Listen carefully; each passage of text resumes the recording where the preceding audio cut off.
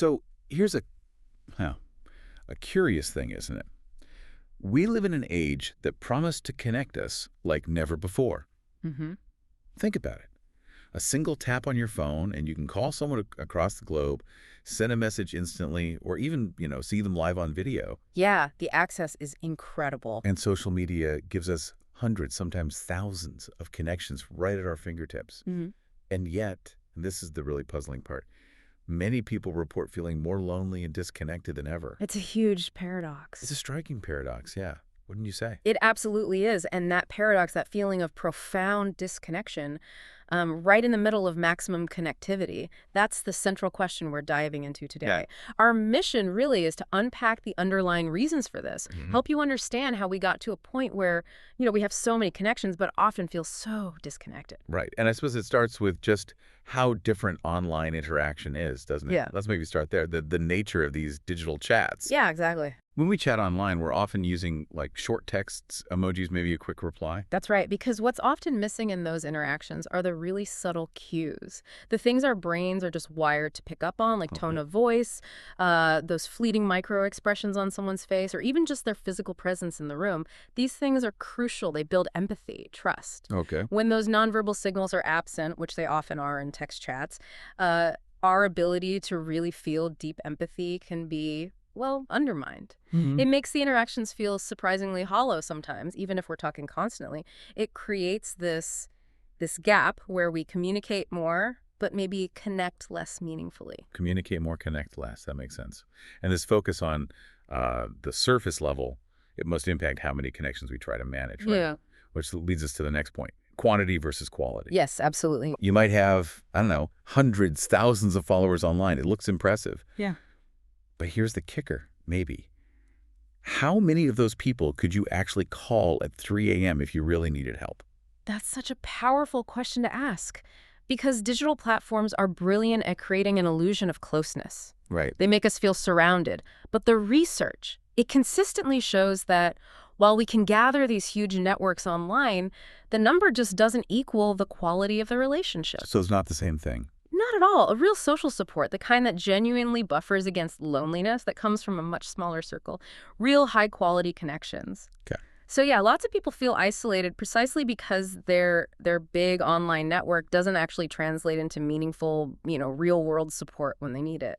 And speaking of illusions, Yeah. let's talk about social comparison and that feeling, FOMO, fear of missing out. Yes. FOMO. We've all done it, scrolling through feeds, and what do you see? Pretty much just people's highlight reels, right? Exactly. The perfect vacations, the exciting parties, the success stories, achievements. Yeah. What you almost never see are the struggles, the failures, the boring Tuesday The nights. messy reality. The messy reality. And when we compare our own authentic, sometimes messy lives to these perfectly polished online versions, Hmm.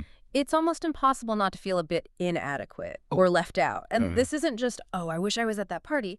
It taps into something deeper, that human need for belonging, for validation. Right. This kind of constant upward comparison, looking at people seemingly doing better, it can really trigger anxiety, insecurity, even depression sometimes. It creates a real sense of disconnection from this apparently better online world. Which kind of brings us to something really basic, doesn't it? Yeah. A foundational human need that seems to be getting eroded. Face-to-face communication. Yeah, that's a big one. I mean, remember when people just spent more time, I don't know, meeting up with friends Yeah. or talking with family around the dinner table or being involved in local community stuff? Mhm. A lot of that time, it seems, has been quietly swapped out for screen time.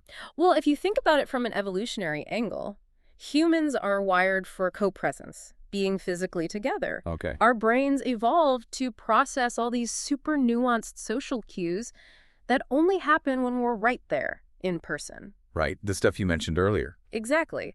So while texting a friend is convenient, sure, it just doesn't light up the same brain pathways for bonding, for releasing oxytocin, like, say, sharing a laugh over coffee does. Mm. So when that constant digital chatter starts to replace real presence, shared experiences, even if you're communicating all the time, it can still leave you feeling kind of empty, yearning for something more substantial. And that emptiness, that feeling that something's missing, that can lead to a kind of emotional detachment online too, right? Definitely. It's super easy to send a happy birthday message or a quick thinking of you on an app.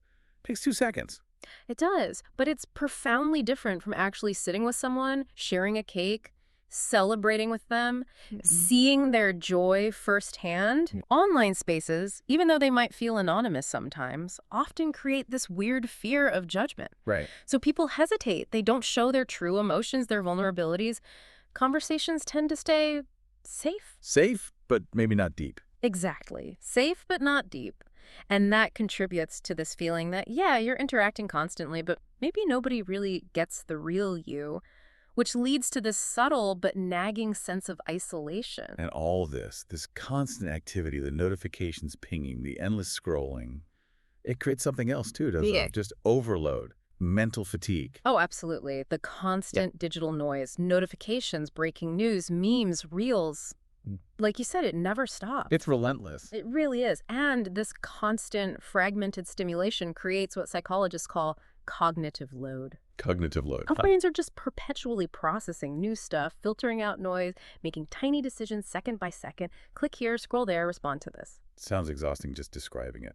It is exhausting, genuinely. Right. And when you're mentally fatigued like that, your capacity for deep, nuanced social interaction just shrinks. Makes sense. You don't have the energy. You just don't. Yeah. You're less likely to want to engage in those complex conversations that need focus and emotional energy. And slowly, bit by bit, this persistent digital fatigue weakens your sense of belonging. It can make you withdraw, which just creates a deeper cycle of isolation. Wow. So, yeah, we circle right back to that central paradox we started with. We are arguably the most connected generation in history, technologically speaking, yet study after study confirms we're also experiencing just unprecedented levels of loneliness. It's stark when you put it like that. It is. Technology has given us incredible speed and reach, no doubt about it. We can keep in touch across oceans, but what it hasn't replaced, and often cannot replace, is the warmth, the depth, the sheer messy richness of real human interaction. So in essence, we have connections, lots of them, maybe, but not always community. That's a brilliant way to put it. We have connections, but not always the true community we, as humans, actually crave. Okay, that's a really powerful summary. So knowing all this, the big question becomes, how do we navigate this? How do we live in this digital world without, losing touch with what really matters? How do we fix this? Yeah, that's the crucial question. And the answer isn't about, throwing our phones away or demonizing technology. Right. Because it's not the enemy. It's a tool, a very powerful tool. Yeah.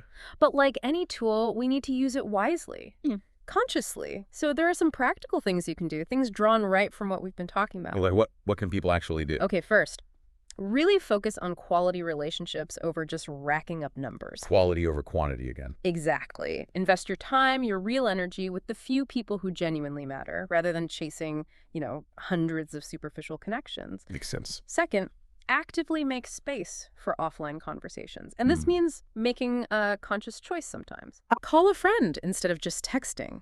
Visit family. Maybe join a local group or community activity. Things that happen in the real world. Get off the screen. Basically, yes. Third, really work to reduce that social comparison habit. Easier said than done sometimes. Oh, definitely. But it means actively reminding yourself, maybe multiple times a day, that what you see online is curated. It's not the whole truth. It's the highlight reel. Right. Remember, the messy reality is missing. Precisely. And finally, set some clear boundaries for your screen time. Put the phone down sometime. Yeah. This isn't about punishing yourself. It's about protecting your mental energy, making sure you're not just constantly overwhelmed by all that digital noise. Okay, those are really concrete steps. So just to bring it all together then. We feel you can't fully replicate human closeness. Is that fair? I think that's fair, yeah. Online interactions often lack that vital depth. They create these constant, often unfair comparisons. And if we're not careful, they can chip away at the real-world bonding that we as humans really need to thrive. Well said. So here's a final thought for you to maybe mull over. Next time you feel that little pang of loneliness while you're scrolling through, hundreds of updates, Just consider this. What you truly need in that moment might not be another like or another comment or another message. It might just be the simple act of sitting with someone, in person, talking openly, and sharing a moment of genuine, unfiltered connection.